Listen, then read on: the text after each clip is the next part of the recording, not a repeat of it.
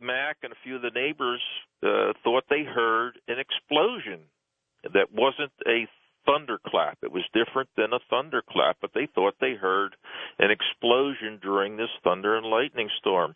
Well, the next day, Mac goes out to check his fence, check his sheep, and there he finds this field full of strange debris. And they're all, they're of different types. Many are rigid that you can't bend them or do anything to them. Others are things that you can wad up, pieces of what looks like metal, but you can wad it up in your hands and hold it over a flat surface and let it go, and it'll flatten out before it hits the surface. So the speculation, George, at least I think Don and I agree with this, is that it was struck by lightning. The craft, whatever it was made out of, exceeded its tensile strength and came apart.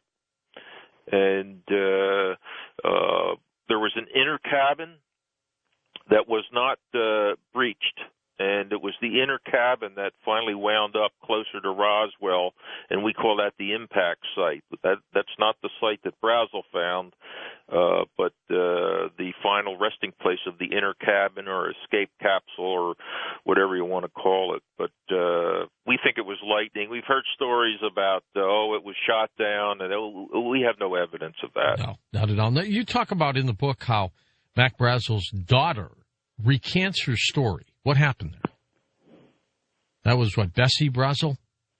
Yes, Bessie would become one of the star witnesses, along with counterintelligence officer Sheridan Cabot, in their Mogul report in September of 1994. And what was interesting is that after we had first interviewed her back in 1989, she already was in a bit of a dispute with her own brother, Bill Jr., about whether she was even there or not. And I remember after we first talked to her, and then I immediately went back to her brother, and he shouted right into the phone, "What is she talking about? She wasn't even there." And I caught her in a number of contradictions, because at the time she was a 14-year-old, teenage girl, and they had their main house down in Tularosa, New Mexico, where her mother, her rest of her family resided, and Mac was simply the ranch foreman up in the Corona area.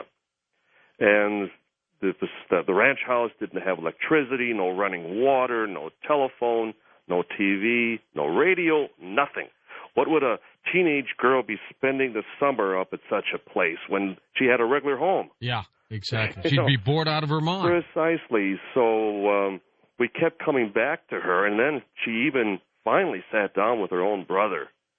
And before she passed away, and, concerning a number of other circumstances involving the family, as far as the feeling that they are still being watched, that they still receive as far as threatening phone calls, even up to this day, she finally accepted the fact that it was a separate incident altogether. They were constantly picking up weather balloons on that ranch.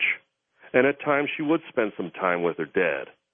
And they would gather up. They'd go out and gather up wreckage and balloon material, because cattle and sheep are like goats. They'll eat anything, in their path.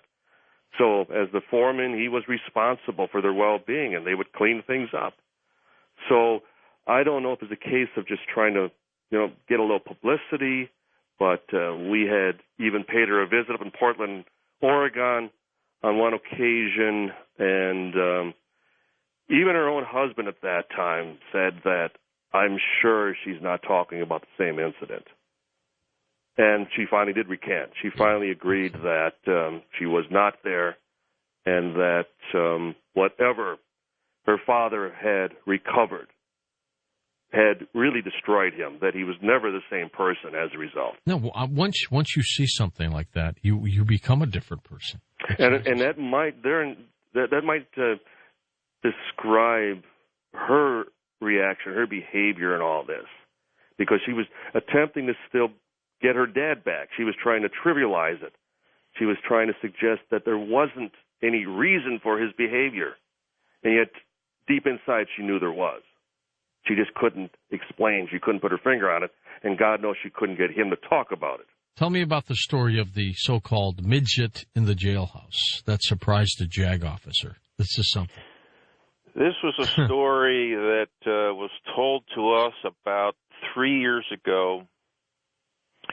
I think the lead came into the museum, if I recall, and the story is that there was a JAG officer that's I forget what that stands for. Judge Advocate General. Judge Advocate General. That's yeah, right. A lawyer, an Air Force lawyer, Army Air Force or lawyer. Navy, same thing. Yeah. And he was given orders. He was in Washington, practicing his trade in Washington, and he was given orders to fly to Roswell, New Mexico. And this was at the time just after the incident.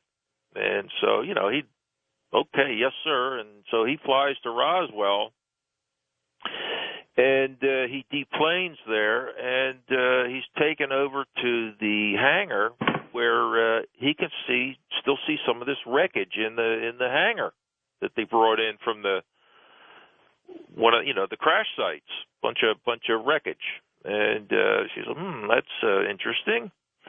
And so he's then taken over to the guardhouse, and so he figures, oh boy, here I'm here to defend somebody, an airman who was misbehaving. So that's what he thought. So he goes in, and they lead him into one of the holding tanks there, and here is this little.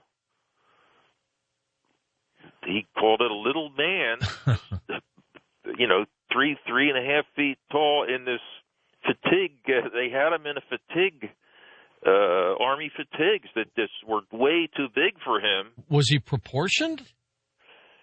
Well, he between the shock and the camouflage, he was in it was in the Army fatigues that were way too big for him, so he couldn't really judge proportions other than the large head. That's what stood out, was the large head, and he can't believe this. It's also wearing a fatigue type hat, so it's got part of its head covered up, but he can see the overwhelming feature here is a large head on a very small body, and he's looking at this. His mouth is open, and all of a sudden, one of the other airmen comes in. Whoa! I'm sorry, sir. You're not who we thought you were. They were expecting somebody else to come over, and they somehow misappropriated this JAG fellow and took him in to view this, thinking he was somebody else. So now they didn't know what to do with him, right? So they quickly got him out of there, and he didn't know what was going on, but years later he described this gray as what it was. Now we know that one was still alive. From all the witness testimony from eyewitnesses who were at the impact site. Were there 3 total or 4 total? We believe, and I think Don will back me up on this, there was a minimum total of 4 that included one that was alive, and a maximum of 7 that included one that was alive. Okay. Because there were two sites where bodies were found. There were bodies found at, we call it the D. Proctor site. It's a site 2.5 miles east of the Mac Brazel site, where we believe when that ship exploded, we believe it was struck by lightning, when it exploded, 2 or 3 bodies were ejected. They weren't in the inner cabin. They were somewhere else in the ship, and they went down with all the wreckage that was found on Brazel's field. But they were ejected at a time where they were 2.5 miles east. The other site where bodies were found, and the one that was alive, was the impact site, which was about 30 miles north of Roswell, many miles from the impact site. All right. This is an incredible story, and we're going to take calls with both of you next on Coast to Coast AM.